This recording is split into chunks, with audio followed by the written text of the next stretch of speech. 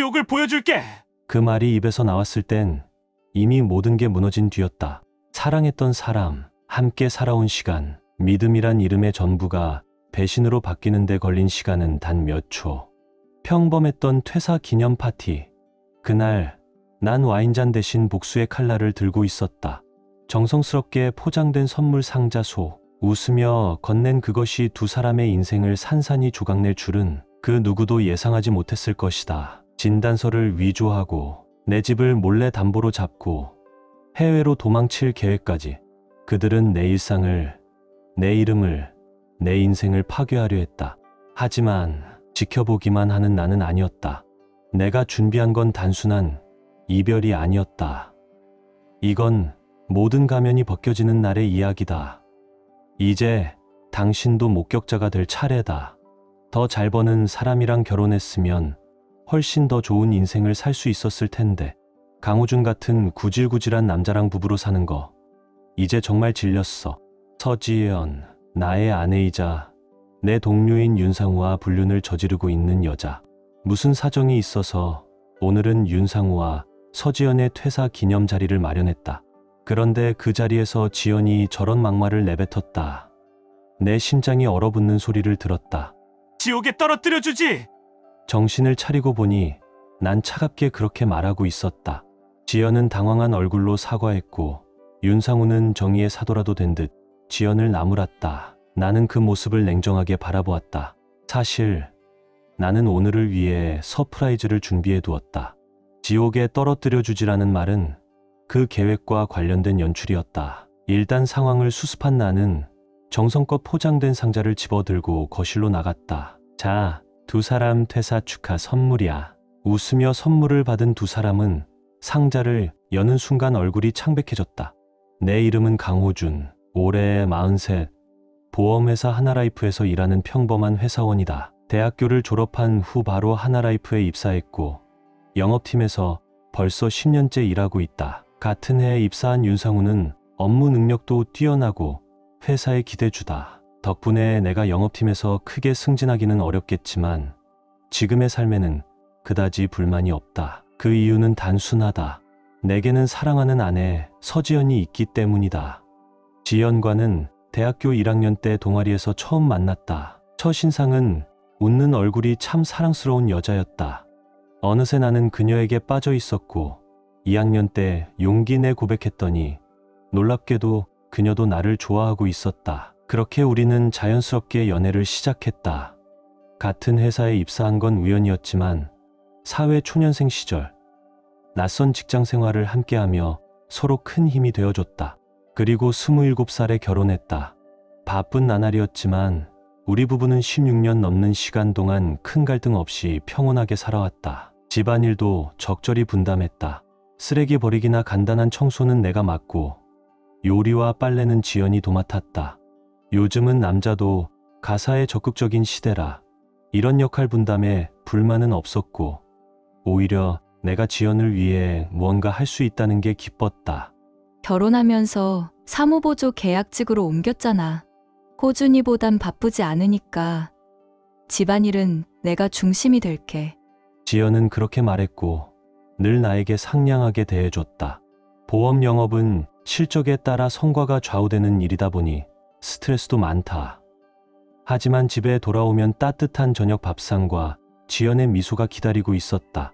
그게 나의 원동력이었다. 윤상우처럼 뛰어난 성과를 내지는 못하지만 그래도 상위권 성적을 유지할 수 있었던 건 지연의 내조 덕분이었다. 결혼한 지 10년이 되는 해 우리는 꿈에 그리던 내 집 마련에 성공했다. 회사를 조금 벗어난 조용한 주택가에 위치한 집. 우리 둘이 함께 고르고 결정한 소중한 보금자리였다. 주말이면 작은 빵집에서 점심을 사와 베란다에 앉아 나누는 시간이 우리에겐 가장 소중한 여유였다. 하지만 내겐 그 무엇과도 바꿀 수 없는 소중한 하루하루였다. 별것 아닌 대화, 사소한 기쁨.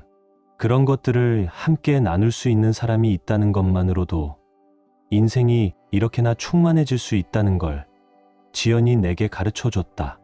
앞으로도 계속 우리는 함께 걸어갈 수 있을 거라고 믿고 있었다. 그런데 5월 어느 날 밤 나는 급한 일이 생겨 야근을 하게 됐다. 지친 몸을 이끌고 일하다가 어느 순간 한계가 느껴져 동료에게 한마디 전한 뒤 사내 휴게실로 향했다. 그때 문득 아침에 지연이 했던 말이 떠올랐다. 오늘은 야근할 것 같아. 아마 늦을지도 몰라. 지연은 계약직 사무보조라서 야근이 많지 않은 부서에 속해 있다. 그래도 일이 몰리면 가끔은 늦게까지 남는 일이 있는 모양이다. 멍한 정신으로 휴게실 문을 열려던 찰나 안에서 사람 목소리가 들려왔다. 누가 있나 싶어 조심스레 안을 들여다봤다.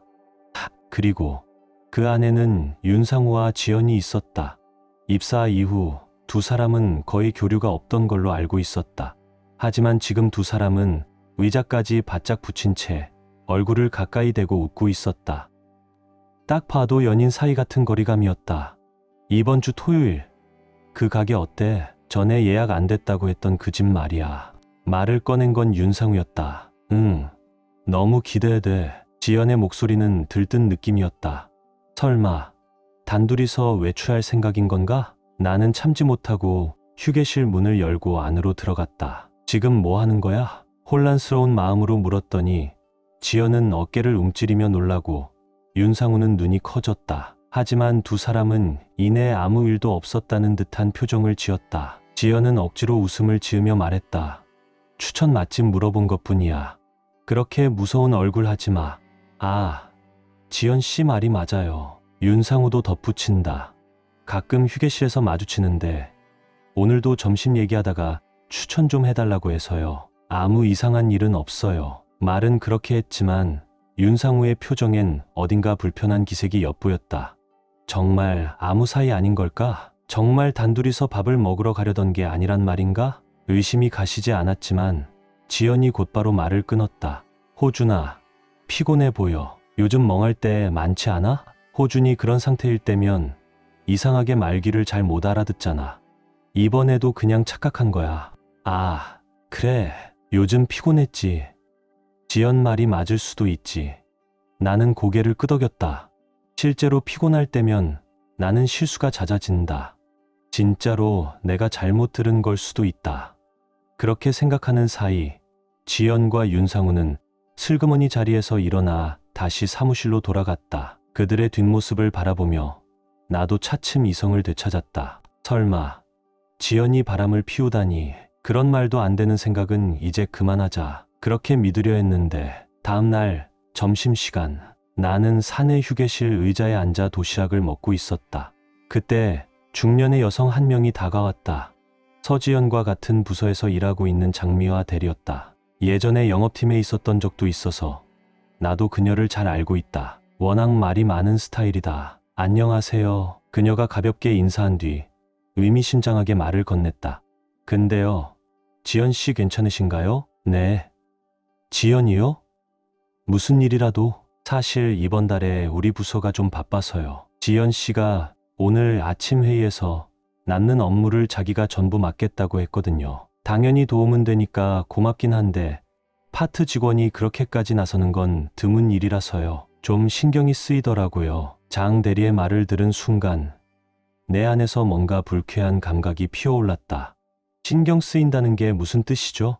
요즘 지연 씨요, 윤상우 대리랑 제법 친해 보이더라고요. 휴게 시간에 자주 같이 얘기하고 전에 본 적도 있는데 어깨를 가볍게 치며 웃고 있더라고요.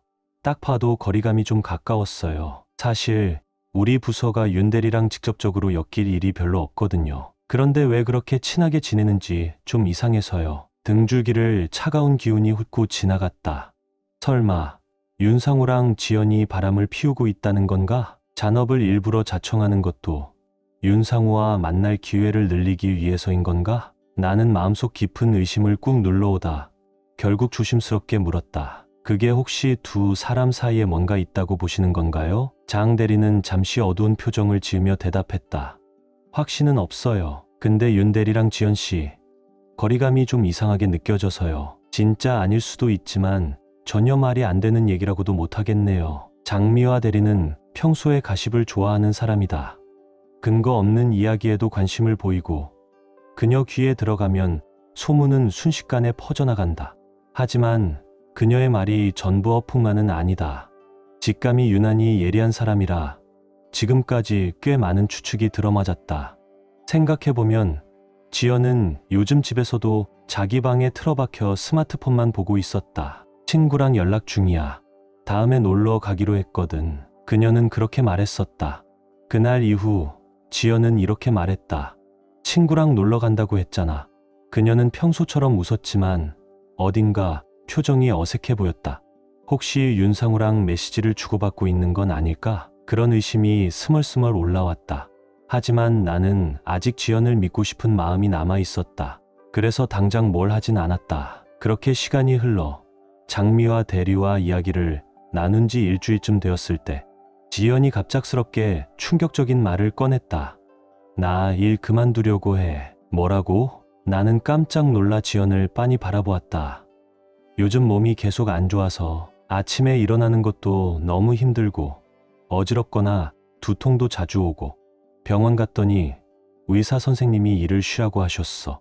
지연은 조심스럽게 가방에서 진단서를 꺼내 보여줬다. 거기엔 자율신경계 이상이라는 병명이 적혀 있었다. 그럴싸한 내용이긴 했다. 하지만 나는 묘한 위화감을 느꼈다. 지연은 매일 아침 나보다 먼저 일어나 도시락을 싸고 저녁 식사도 정성껏 차려줬다. 조금 피곤해 보일 때는 있었지만 얼굴빛도 나쁘지 않았고 식욕도 평소랑 다를 게 없었다. 겉보기엔 전혀 아픈 사람 같지 않았다. 휴직이 아니라 바로 퇴직이야. 응. 깔끔하게 그만두고 치료에만 전념하고 싶어. 호준이 걱정시키고 싶지 않아서 계속 멀쩡한 척했어. 병원도 몰래 다녀왔고 말 안 해서 미안해. 지연은 고개를 숙이며 미안하다는 표정을 지었다. 나는 반사적으로 대답했다. 아니야. 내가 더 미안하지. 내 몸 상태도 몰라줬는데. 지연의 말은 얼핏 보면 앞뒤가 맞았다. 생각해보면 주말에 마트 다녀올게 하며 나갔던 적도 있었다. 그게 사실은 병원에 다녀온 것이었겠지. 하지만 가슴 한구석에 뭔가가 걸렸다. 예전 지연은 몸이 안 좋으면 항상 바로 얘기해줬다. 그런데 왜 이번만은 말없이 혼자 견뎠을까? 게다가 아픈 상태라면서 회사에선 야근도 자처했다. 그게 정말 내 걱정을 피하기 위해서였을까? 호준이 걱정할까봐 그냥 나라도 해야겠다고 생각했어. 몸이 힘들어도 그럴 때가 있잖아. 지연은 그렇게 말했지만 눈동자가 어딘가 흔들리고 있었다. 그 말이 전부는 아닌 듯한 느낌이 자꾸만 들었다. 그리고 그로부터 사흘 뒤 더 이상 무시할 수 없는 사건이 벌어졌다. 나 조만간 퇴사할 거야. 갑자기 윤상우가 나에게 퇴사를 통보한 것이다. 나는 놀라움을 감추지 못했다. 갑자기 왜? 부모님 돌봐야 해서 이제 본가로 내려가야 될 것 같아. 아, 그래? 나는 아무 말도 할 수 없었다. 요즘 흔히 있는 일이겠거니 생각하고 딱히 더 따지진 않았다. 하지만 지연과 거의 같은 시기에 윤상우도 퇴사를 결정했다는 건 도무지 찝찝함을 떨칠 수 없었다. 그렇다고 윤상우가 뭔가를 꾸미고 있다는 확신이 있는 것도 아니다. 그냥 장미와 대리의 말이 머릿속을 떠나지 않아 계속 의심만 쌓였다. 직접 따져볼까 고민했지만 지금 내 손엔 그럴 만한 증거가 없다. 결국 일단은 상황을 지켜보자고 결심했고 그렇게 주말이 되었다. 이날 지연은 병원에 간다며 외출했다. 나는 오랜만에 고등학교 시절 친구 김민수를 집으로 초대했다. 민수는 최근 종합병원 부속 피트니스 센터로 이직해 지금은 그 병원에서 근무 중이다. 둘이 과일 주스를 마시며 별거 아닌 얘기로 웃고 있었는데 민수가 테이블 위에 놓인 한 서류에 시선을 멈췄다. 야, 근데 이거 뭐냐? 아까부터 계속 눈에 밟혀서. 그건 며칠 전 지연이 내게 보여줬던 진단서였다. 나는 간단히 상황을 설명했고 민수는 얼굴을 굳히며 서류를 유심히 살펴보기 시작했다. 잠시 후 그는 조심스럽게 입을 열었다. 호준아, 이거 위조된 거다. 뭐라고? 순간 심장이 철렁 내려앉았다. 농담이겠지? 하지만 민수는 눈 하나 깜빡이지 않고 말했다. 진짜야. 여기 병원이 내가 근무하는 병원이거든. 여기 병원명 봐봐. 로고랑 서체가 미세하게 다른데 진짜 진단서라면 이건 더 오른쪽으로 정렬되어 있어야 해. 그리고 이 글씨체도 병원 전용 폰트랑 달라. 민수의 눈빛은 단호했다. 장난이 아님을 직감했다. 그는 계속해서 진단서의 이상한 점들을 조목조목 짚어냈다. 나는 말없이 그것을 들으며 머릿속이 새하얘졌다. 도대체 왜 지연이 가짜 진단서 따위를 만들어낸 거지? 혹시 정말 윤상우랑 무슨 계획이라도 꾸미고 있는 건가? 그때 민수가 한참을 망설이더니 다시 입을 열었다. 말할까 말까 했는데 그냥 얘기할게. 뭔데? 지난주 토요일 지연 씨 닮은 사람을 봤어. 어디서? 역 근처 재개발된 상가 있잖아. 거기 새로 생긴 도넛 가게에서 남자랑 단둘이 있었어. 심장이 쿵하고 멈출 것 같았다. 지연이? 민수는 고개를 끄덕였다. 확실하진 않은데 진짜 닮았어. 나는 그날 그 가게에서 초코 도넛 먹고 있었거든. 근데 어떤 여자가 남자랑 팔짱 끼고 들어오는 거야. 처음엔 그냥 닮은 사람이겠지 했는데 목소리까지 지연 씨랑 너무 비슷했어. 나는 핸드폰을 꺼내 사내 골프 대회 단체 사진을 보여줬다. 사진 속에서 윤상우의 얼굴을 가리키며 물었다. 혹시 이 남자였어? 민수는 망설임 없이 말했다. 맞아.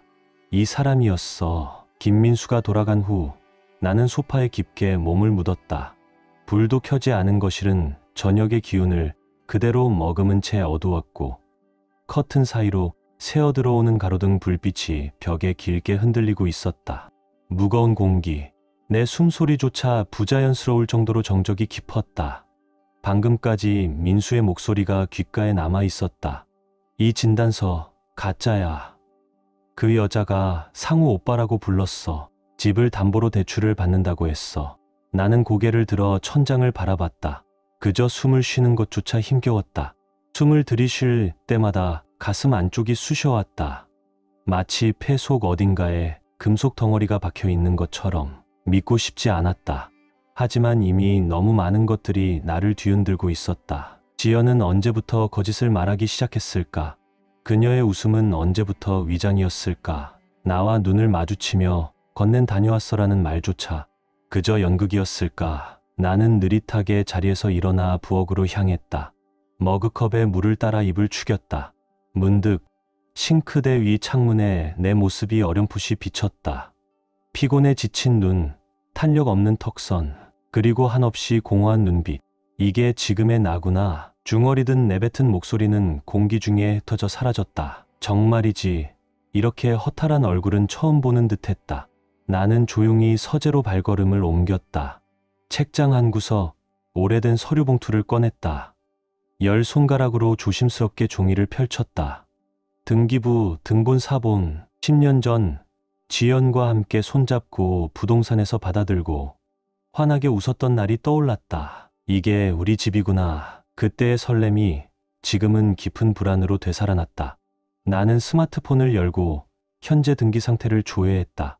하나은행, 근저당 설정 5억 원. 순간 내 손끝이 떨리기 시작했다. 분명 이 집은 4명이었고 대출은 모두 정리되어 있었다.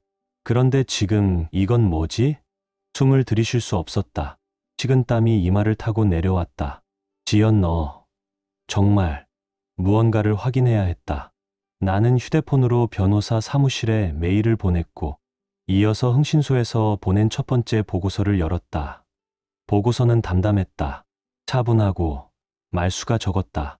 하지만 그 문장 하나하나가 마치 송곳처럼 내 정신을 찔러댔다.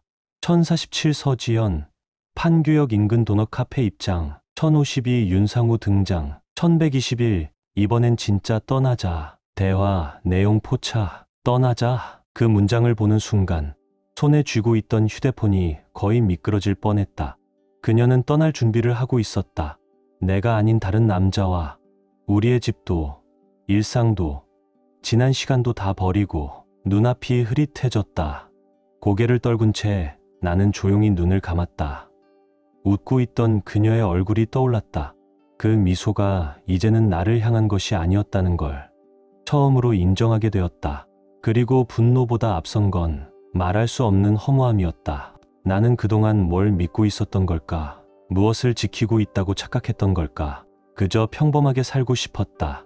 열심히 일하고 집에 돌아오면 따뜻한 저녁과 웃음이 있는 그런 삶이면 충분하다고 생각했다.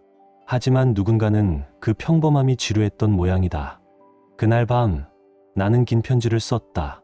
주소도 수신인도 없는 편지. 그냥 내가 나에게 쓰는 고백이었다.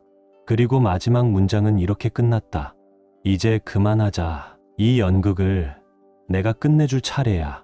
그날 현관 근처 서랍을 정리하다가 문득 하나의 물건이 눈에 들어왔다. 파란색 커버의 여권. 응, 여권? 나는 눈썹을 찌푸리며 그것을 집어들었다. 우리 해외여행 계획 같은 거 없었잖아. 그 순간 지연이 다가오며 웃는 얼굴로 말했다. 아, 그거? 최근에 갱신했어. 혹시 몰라서. 나중에 혹시 호준이랑 해외여행 가게 될 수도 있잖아. 입꼬리는 올라가 있었지만 그녀의 말끝은 살짝 떨리고 있었다. 눈도 살짝 흔들렸다. 거짓말이다. 나는 그렇게 느꼈다. 하지만 흥신소는 최대한 평소처럼 행동하라고 당부했다. 지연에게 내가 뭔가 의심하고 있다는 낌새를 주면 안 된다고. 그래, 나중에 일정 좀 짜보자. 나는 최대한 무심한 척 그렇게 대답하고 그 주제를 더 꺼내지 않았다. 이후 나는 곧바로 흥신소에 메일을 보냈다. 여권 갱신건 확인 바랍니다. 조사 담당자에게서 돌아온 답장은 간단했다. 해외 출국 계획 확인 중이나 아직 명확하지 않음. 지속 추적 예정. 이쯤 되니 초조함이 목구멍까지 차올랐다. 하지만 지금은 기다릴 수밖에 없었다.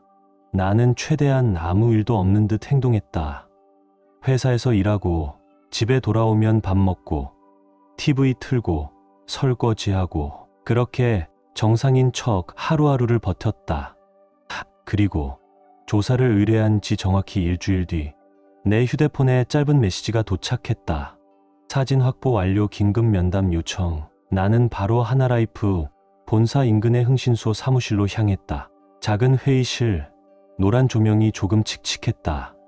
테이블 너머에서 조사원이 조심스레 서류 봉투를 건넸다. 안에는 여러 장의 컬러 사진이 들어있었다. 첫 장, 판교역 상권. 토요일 오후 1시 24분. 지연과 윤상우가 팔짱을 낀 채 걷고 있었다. 두 사람 모두 마스크도 없이 거리낌 없이 웃고 있었다. 다음 장. 호텔 입구 앞에서 윤상우가 지연의 허리를 감싸며 안으로 들어가는 장면. 그 사진들을 바라보는 내 눈동자가 바짝 마른다. 손가락 끝이 차갑게 떨렸다. 여기까지구나. 가슴 어딘가에 마지막으로 남아있던 미약한 희망이 이 사진들로 인해 완전히 부서졌다. 이제 끝이다. 나는 속으로 중얼이며 고개를 끄덕였다. 증거로는 충분합니다. 소송 가능하십니다. 조사원이 건넨 말에 나는 짧게 내라고 대답했다. 그는 이어서 하나의 작은 녹음기를 꺼냈다. 추가로 음성 자료도 있습니다. 나는 무겁게 고개를 끄덕였다. 기기를 켜자 지직거리는 소리 뒤로 익숙한 목소리가 흘러나왔다. 조금 뒤 녹음기에서 또렷한 남성의 목소리가 흘러나왔다. 목소리의 주인은 다름 아닌 윤상우였다. 그는 낮게 그러나 명확하게 말했다. 그래서 그 얘기는 어떻게 된 거야? 우리 둘이 같이 투자하기로 했잖아. 지연 씨 집을 담보로 대출받는 거 말이야. 잠시 후 이번에는 익숙한 목소리가 들려왔다. 지연이었다. 그녀는 숨을 길게 내쉰 뒤 조심스럽지만 단호하게 이렇게 말했다. 나 그냥 호준이 몰래 집을 담보로 잡을까 생각 중이야. 어차피 우리 곧 해외로 나갈 거잖아. 투자로 돈을 좀 벌고 나서 옮길지 아니면 더 빨리 이민 갈지는 아직 모르겠지만 한 가지는 확실해. 호준이랑은 머지않아 완전히 끝낼 거야. 그녀의 말은 이어졌다. 곧 인연이 끊길 사람인데 지금 뭐든 내 맘대로 해도 상관없잖아. 이미 정리된 관계야. 그 사람이 뭘 알든 말든 이젠 내 인생이 중요해. 나 그냥 호준이 몰래 담보 잡을까 생각 중이야. 어차피 우리 해외로 나갈 거잖아. 투자로 돈 좀 벌고 나서 이사 갈 수도 있고 아니면 더 빨리 이민 갈 수도 있고. 그녀의 말은 거침없었다. 어차피 곧 끝낼 사이인데 지금 뭐든 해도 상관없잖아. 걔랑은 곧 완전히 끊을 건데 알아서 정리해 놓으면 되는 거지. 나는 거기까지 듣고 기기를 꺼버렸다. 숨이 막혔다. 손바닥은 땀으로 축축했고 심장은 요동쳤다. 사진으로 확인된 불륜, 녹음으로 밝혀진 자산 대신 그들은 나와 이 집, 그리고 우리의 과거까지 모두 버리고 떠날 준비를 하고 있었다. 해외여행이 아니라 해외 도피. 추억이 담긴 집은 그들에게 단지 자금 조달 수단이었다. 그녀는 웃으며 나를 속였고 나는 웃으며 그녀를 사랑했다. 이제 그 모든 연극을 끝낼 시간이다. 녹음기를 껐다. 그 순간 나는 의자 등받이에 등을 기대고 깊게 눈을 감았다. 머릿속이 지끈거렸다. 귀에 남은 지연의 목소리가 속삭임처럼 계속 되살아났다. 어차피 우리 해외로 나갈 거잖아. 곧 완전히 끊을 건데 지금 뭐든 내 맘대로 해도 상관없지. 그녀의 말투는 너무나 평온했다. 마치 나와의 지난 16년이 없었던 사람처럼, 아니, 아예 처음부터 아무 감정도 없었던 것처럼. 사무실을 나와 집으로 돌아오는 길, 길거리는 퇴근길 사람들로 북적였다. 누군가는 전화하며 웃고 누군가는 연인의 손을 잡고 걸어갔다. 그 사이를 뚫고 걸으며 나는 문득 깨달았다. 이제 내 인생에서 지연이라는 단어는 더 이상 사람 이름이 아니라 사건이 되어버렸다는 것을. 집에 도착했을 때는 밤 10시가 넘어 있었다. 현관문을 열자 익숙한 향이 코끝을 스쳤다. 지연이 자주 쓰는 섬유유연제 냄새였다. 평소라면 따뜻하게 느껴졌을 냄새가 오늘은 왜 이리 비린내처럼 느껴졌는지 모르겠다. 조용한 거실, 깔끔하게 정돈된 식탁, 식기 건조대에 가지런히 놓인 그릇들. 모든 것이 정상이었다. 그녀는 아무 일 없다는 듯 매일 이 집을 돌보고 요리하고 정리해 놓았다. 그 모습조차 이젠 연극으로밖에 느껴지지 않았다. 침실 문을 열었다. 지연은 벌써 잠든 듯 등을 돌리고 누워 있었다. 숨소리는 고르고 표정은 평온했다. 나는 문 앞에 잠시 멈춰 섰다. 한때는 그 등을 안고 잠든 밤들이 있었다. 어깨에 얼굴을 묻고 그 체온의 안정을 찾았던 날들이 있었다. 하지만 오늘 밤 나는 그녀의 존재가 차갑게 느껴졌다. 가까이 있지만 더 멀게 느껴지는 거리. 나는 거실로 돌아와 혼자 소파에 앉았다.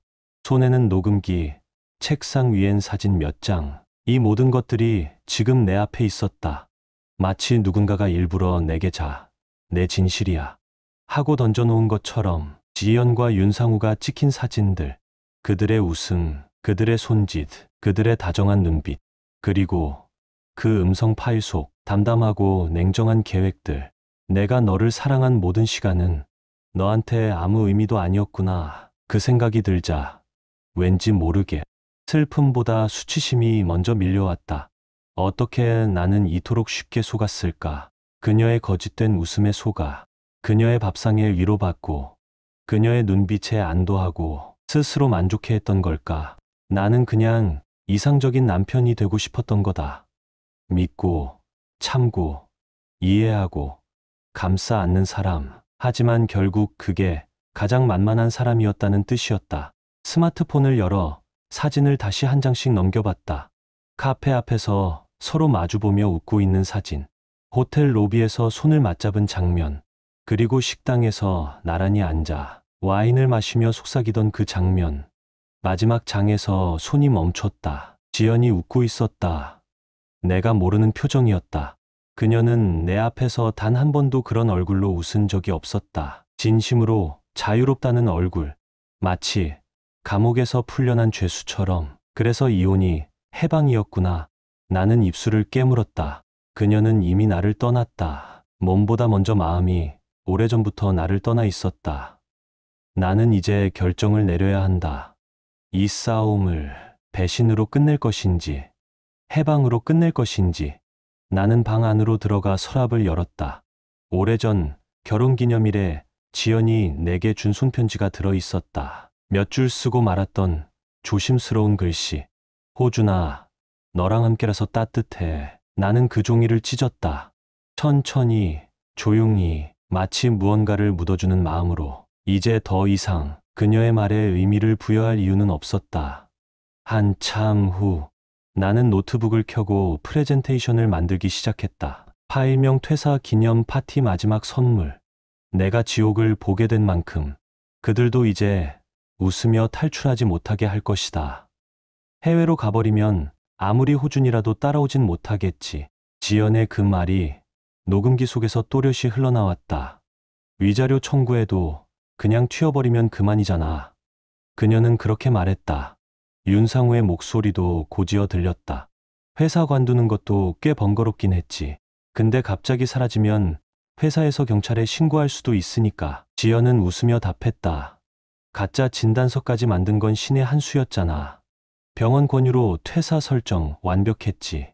내 쪽도 마찬가지야. 부모님 돌봐야 한다는 핑계로 나가는 거 자연스럽잖아.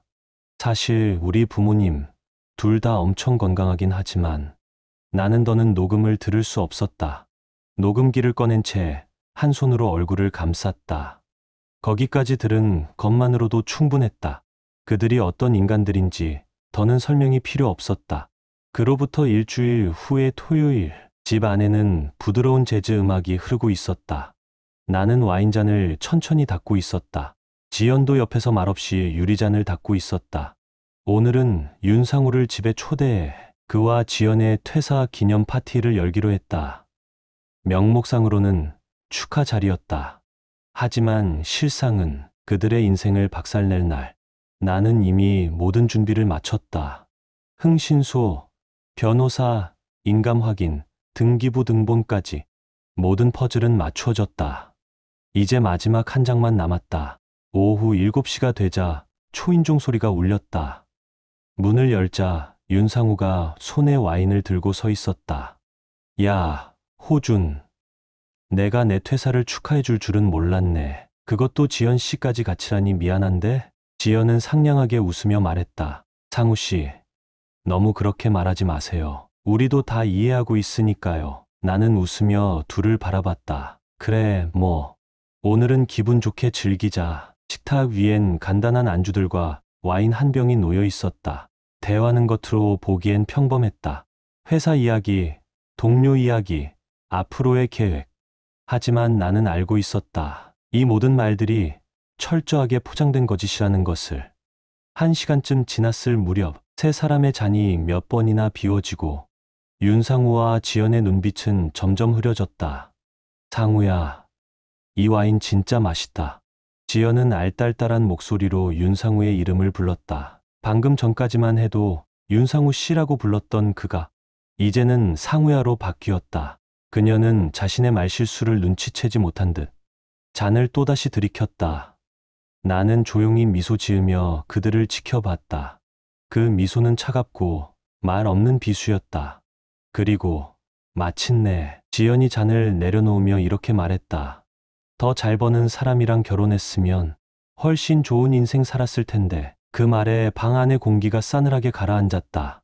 호준이 같은 답답하고 재미없는 남자랑 계속 산다는 게 나 진짜 이제 질렸어. 그 순간 내 심장은 멈춘 듯 얼어붙었다. 내가 얼마나 그녀를 위해 살아왔는지를 생각하면 그 말은 단순한 불만이 아니라 내 존재 전체를 부정하는 선언이었다.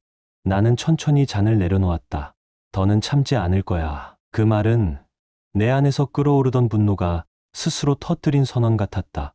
지연은 순간적으로 얼굴이 굳었다. 당황한 듯 눈이 흔들리고 목소리가 갈라졌다. 뭐라고 한 거야? 지금 말한 거 농담이야. 내가 좀 과했지. 미안해. 기분 나빴다면. 그녀는 어색한 웃음을 지으며 수습하려 했다. 하지만 나는 알고 있다. 그녀가 느끼고 있는 건 두려움이다. 농담이긴 한데 좀 심했네. 그 말은. 윤상우도 웃는 얼굴로 한마디 거들었지만 그의 이마엔 땀이 맺히고 있었다. 좋아. 두 사람 다 긴장을 놓았다. 이제 이슈의 피날레를 보여줄 차례다. 그 순간 나는 조용히 자리에서 일어나 옆방으로 향했다. 한참을 준비해온 작은 상자 하나가 테이블 위에 놓여 있었다. 검은색 리본이 정성스럽게 묶여 있고 은빛 태그엔 퇴사 축하라는 문구가 적혀 있었다. 나는 그 상자를 조심스럽게 들고 다시 거실로 나왔다. 자, 두 사람 퇴사 축하 선물이야. 지연과 윤상우는 순간 놀란 듯이 서로 눈을 마주봤다. 그러나 금세 어색한 웃음을 지으며 손을 뻗었다. 호준아, 진짜 이런 자리까지 마련해줘서 고마워. 아까는 내가 좀 심했어. 진심으로 미안. 그래, 와인까지 준비하고 고맙다. 두 사람은 아무것도 모르는 얼굴로 포장된 상자를 열었다. 그 순간 두 사람의 표정이 한순간에 얼어붙었다. 손에 들린 사진 몇 장, 카페, 거리, 호텔 앞, 그리고 도넛 가게. 모두 두 사람이 나란히 있는 모습이었다. 지연의 손이 미세하게 떨렸다. 윤상우는 침을 삼키며 고개를 갸웃했다. 이건 뭐지? 호준아, 이거 무슨 의미야? 나는 조용히 웃었다. 그리고 아주 낮은 목소리로 말했다. 너희 둘이 뭘 하고 다녔는지 이제 다 알고 있어. 그 말에 윤상우는 안색이 하얗게 질렸다. 지연은 말을 잇지 못하고 나를 쳐다봤다. 나는 테이블 위에 녹음기를 올려놓고 버튼을 눌렀다. 조용한 방 안에 윤상우의 목소리가 흘러나왔다. 그래서 우리 투자 얘기 있잖아. 지연 씨 집 담보로 대출받기로 한 거. 그리고 지연의 목소리가 이어졌다. 이 집 조용히 내 이름으로 묶어두면 되지 않을까? 우린 어차피 곧 떠날 거니까 이미 끝난 사이에 내 맘대로 하는 게 뭐가 문제야. 두 사람은 귀를 틀어막고 싶을 정도로 얼굴을 일그러뜨렸다. 하지만 그것은 단지 시작일 뿐이었다. 나는 이어서 스마트폰을 꺼내 김민수의 녹음 파일을 재생했다. 지연이 제출한 진단서의 서체, 병원 로고, 인감 위치까지 하나하나 문제점을 지적하는 목소리가 또렷하게 흘렀다. 진단서도 가짜더라. 민수는 그 병원에서 일하고 있어. 지연은 자리에서 일어설듯 움찔하더니 결국 입술만 움직이며 소리를 내뱉었다. 하지만 눈빛은 날카로워졌다. 퇴직 축하라더니 이거 다 계획이었구나. 우리 망하게 하려고 준비한 거잖아. 비열해. 그녀는 악에 받쳐 외쳤다. 나는 고개를 살짝 기울이며 말했다. 비열하다고? 그럼 너희 둘은 뭐였는데? 남의 집을 담보로 잡고 몰래 해외로 튈 계획이나 짜면서. 지연은 더 이상 말을 잇지 못했다. 윤상우도 입을 다물고 있었다. 나는 다시 고요하게 말했다. 나는 20년 동안 너 하나만 보고 살아왔다. 이 집도, 이 산도 모두 우리가 함께 쌓아온 거라고 믿었어. 그런데 넌 그걸 돈으로 바꾸려 했지. 그 말에 지연이 비틀거리며 말했다. 기다려봐, 알겠어. 미안해. 말로 풀자. 우리 얘기 좀 하자. 그녀의 말에 윤상우도 고개를 숙이며 말했다. 그래, 진짜 미안하다. 내가 잘못했다. 나는 고개를 저었다. 이제 와서 말이 무슨 소용이야. 나는 너희 둘에게 바라는 건 딱 두 가지야. 목소리는 낮았지만 확실했다. 위자료, 그리고 이혼. 그 말에 윤상우의 눈이 흔들렸다. 지연은 입술을 깨물며 뭐라 반박하려 했다. 그러나 나는 그 틈을 주지 않았다. 그리고 이 집 팔기로 했어. 뭐라고? 두 사람의 얼굴이 동시에 경직됐다. 이미 부동산과 계약했다. 너희는 곧 이 집에서 나가야 해. 지연은 자리에서 벌떡 일어나 소리쳤다. 너 제정신이야? 이 집은 내 계획의 전부였다고. 나는 냉정한 시선으로 그녀를 바라봤다. 그럼 처음부터 내 인생을 도둑질하지 말았어야지. 지연은 울먹이며 소리쳤다. 호준아, 언제부터 이렇게 멀어진 거야? 나는 조용히 고개를 들었다. 지연아, 넌 언제부터 이렇게 차가워졌니? 그 순간 모든 말이 멈췄다. 나는 의자를 밀어내고 자리에서 일어섰다. 이제 너희 인생은 너희가 책임져. 내 인생에서 너희는 끝났어. 나는 이 집도 너희와의 인연도 정리하고 새 인생을 시작할 거야. 말이 끝나자 거실 안의 공기는 얼어붙었다. 지연은 작게 떨리는 목소리로 말했다. 그런 말 하지 마, 제발. 하지만 나는 그녀를 보지도 않았다. 그녀가 무슨 말을 하든 어떤 눈빛을 보내든 이미 무너진 신뢰는 돌아오지 않았다. 나는 조용히 한숨을 내쉬고 이혼과 위자료 문제를 꺼내려 했다. 그 순간 윤상우가 갑자기 바닥에 무릎을 꿇었다. 고개를 깊이 숙이며 이마를 바닥에 닿게 했다. 정말 미안하다. 나는 눈을 가늘게 뜨며 그를 내려다봤다. 이런 식으로 감정에 호소하려는 건가? 지금 와서 무릎 꿇으면 뭐가 달라지는데? 그는 고개를 들지 않은 채 말했다. 잠깐만 제 말 좀 들어주세요. 사실은 지연 씨가 먼저 다가왔습니다. 저는 처음엔 정말 거절하려고 했어요. 하지만 도저히 그의 말은 점점 희미해졌고 나는 고개를 저었다. 윤상우. 무슨 말을 하나 기대했더니 그냥 책임 회피야. 그게 내가 할 수 있는 최선이냐? 내 말에 윤상우는 작게 몸을 움츠렸다. 그리고 그 순간 지연이 벌떡 일어나더니 분노에 찬 얼굴로 소리쳤다. 뭐라고? 처음에 접근한 건 너잖아. 내가 뭘 잘못했다고 그래? 당신이 외로웠다고 하면서 먼저 다가왔잖아. 아니야. 처음엔 너였어. 호준 씨가 이해 못 해준다며 울고불고 했잖아. 둘은 서로를 향해 소리를 높이며 싸우기 시작했다. 그 말싸움을 지켜보며 나는 조용히 웃었다. 씁쓸하게, 그리고 비참하게. 결국 누구의 잘못이 먼저였는지는 중요하지 않았다. 한 사람은 욕망에, 다른 사람은 외로움에 기대며 서로에게 무너졌을 뿐이다. 난 누가 먼저였는지 관심 없어. 나는 두 사람의 싸움을 멈추듯 낮고 단호한 목소리로 말했다. 결과적으로 너희 둘 다 거짓말했고 둘 다 나를 배신했지. 그거면 충분해. 나는 조용히 말을 이었다. 말했지. 원하는 건 딱 두 가지라고. 지연, 나랑 이혼해. 그리고 둘 다 위자료내. 윤상우, 넌 피해자 아니니까 빠져나갈 생각하지 마. 두 사람은 고개를 떨구었다. 지연은 손으로 입을 막고 있었고 윤상우는 이마에 맺힌 땀을 닦을 틈도 없었다. 나는 호주머니에서 종이 한 장을 꺼내 테이블 위에 올려놓았다. 이건 이혼 서류다. 지연은 눈을 크게 뜨고 나를 바라봤다. 지금 사인하고 짐 챙겨. 넌 상우랑 함께 있으면 되잖아. 그 말에 지연은 부들부들 떨며 고개를 저었다. 뭐? 무슨 소리야. 상우는 아까 나한테 손절했잖아. 이제 너는 믿을 수 없어. 나는 무표정하게 말했다. 그건 너희 둘이 알아서 할 일이지. 나는 상관없어. 지연은 입술을 깨물고는 그대로 바닥에 주저앉았다. 그녀의 눈엔 눈물이 고여 있었지만 그것이 후회의 눈물인지 버려진 충격의 눈물인지는 알 수 없었다. 윤상우는 애써 침착한 척하며 말했다. 호준아, 되도록 원만하게 정리하자. 이렇게까지 안 가도 되잖아. 나는 천천히 그를 바라봤다. 넌 정말 뻔뻔하구나. 내 표정이 굳어졌다.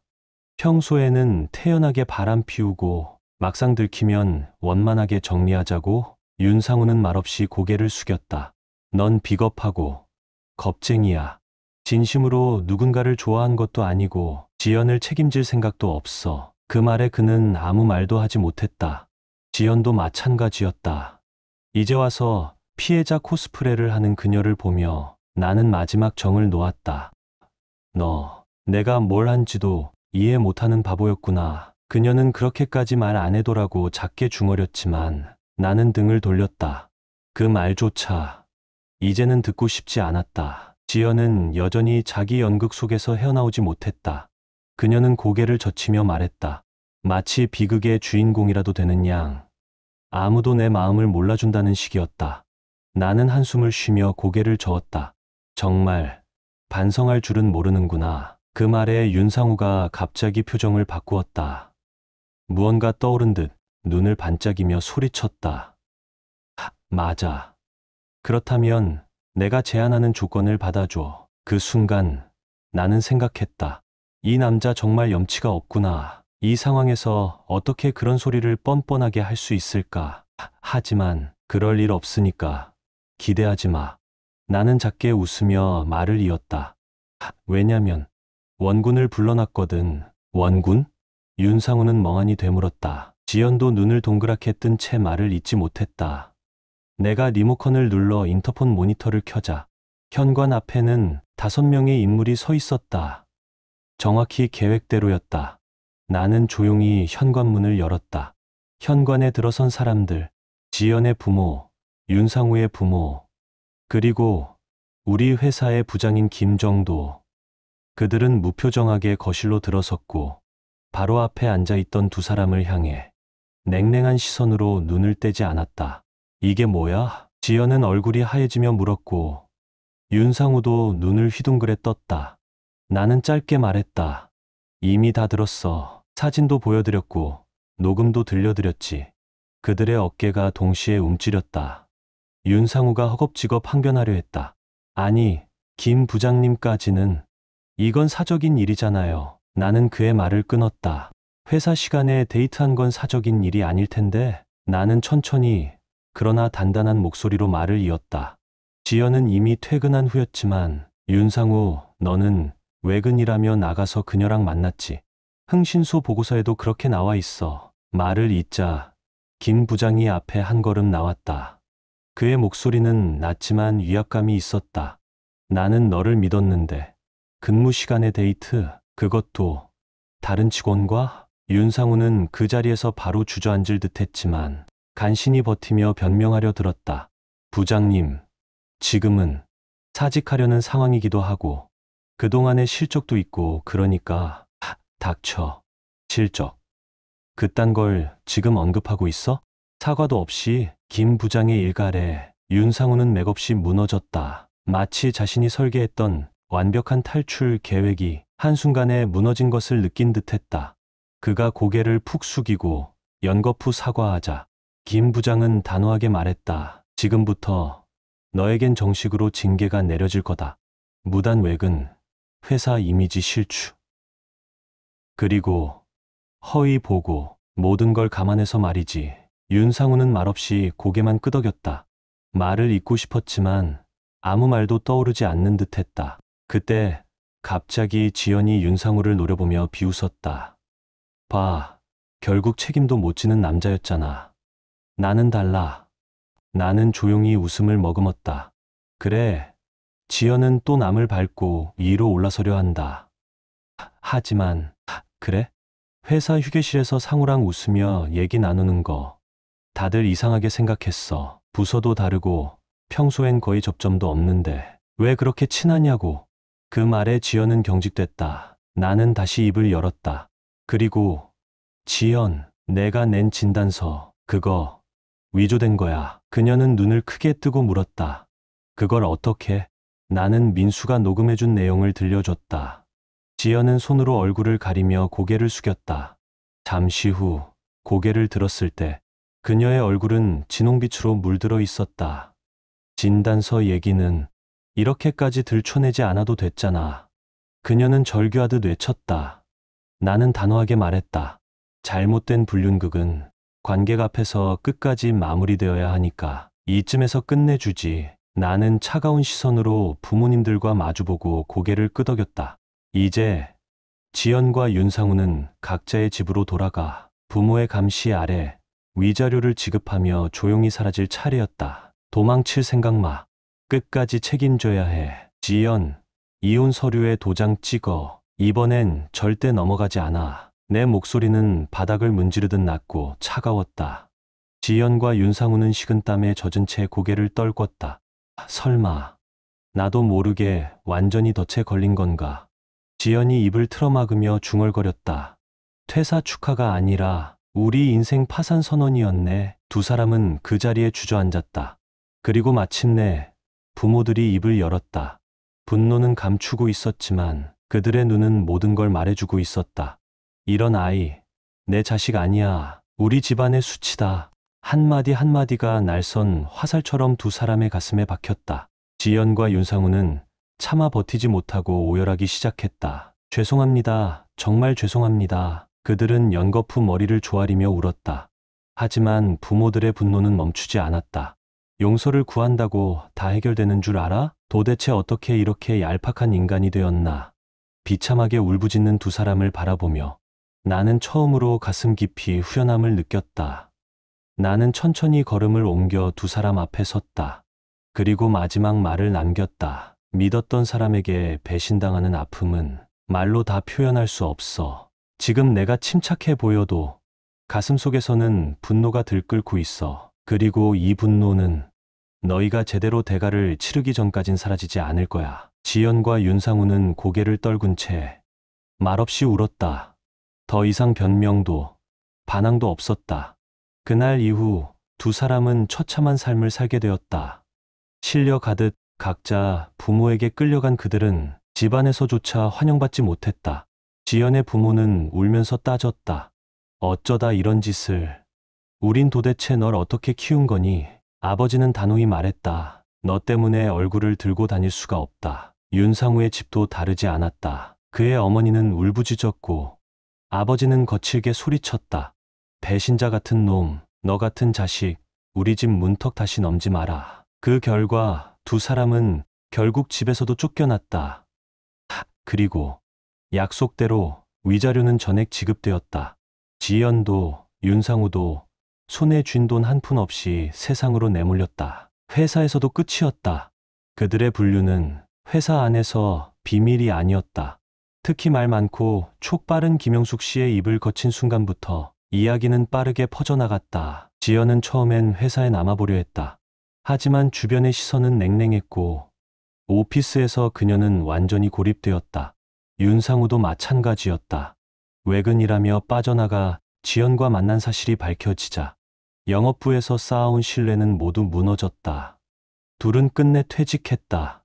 송별회도 없었다. 아무도 말 한마디 건네지 않았다. 그리고 그 후 그들은 결국 서로에게 책임을 떠넘기며 결별했다. 지연은 값싼 원룸에 혼자 살며 알바에 가까운 일자리를 전전하고 있었고 윤상우는 무리한 창업 끝에 빚더미에 올라 있었다. 두 사람은 모두 병원조차 제대로 못 가는 생활에 쫓기며 하루하루를 견디는 처지에 몰렸다. 이 모든 이야기는 그들의 부모들이 나에게 알려준 것이다. 그리고 마지막으로 그들은 이렇게 말했다. 혹시라도 저 애들이 다시 너에게 기대려 한다면 단호하게 거절해 주세요. 나는 조용히 고개를 끄덕였다. 그리고 마음 깊숙이 이렇게 다짐했다. 이제 그들과는 완전히 끝났다. 지연과 이혼하고 나서 내 인생은 조용히 회복되기 시작했다. 일에 몰입할 수 있었고 성과는 곧바로 나타났다. 영업 실적은 부서 최고를 기록했고 승진이 결정되었다. 아침엔 책을 읽는 습관이 생겼고 저녁엔 창밖의 야경을 보며 차를 마시는 시간이 생겼다. 새로 이사한 아파트는 조용했고 밤하늘은 깊었으며 창문으로 들어오는 바람은 맑았다. 무엇보다 이제 나를 속일 사람은 더 이상 없었다. 나는 자유로웠다. 그리고 앞으로 펼쳐질 삶이 기대되었다. 어느 순간 나도 모르게 웃고 있었다. 이제는 진짜 나를 위한 삶을 살자. 이 이야기를 통해 뼈저리게 느꼈어요. 끝까지 함께해 주셔서 진심으로 감사합니다. 공감하셨다면 구독과 좋아요로 마음을 나눠주세요. 그리고 응원의 댓글을 남겨주시면 더 좋은 영상을 만들 수 있는 힘이 됩니다. 그럼 다음 영상에서 다시 만나 뵙겠습니다.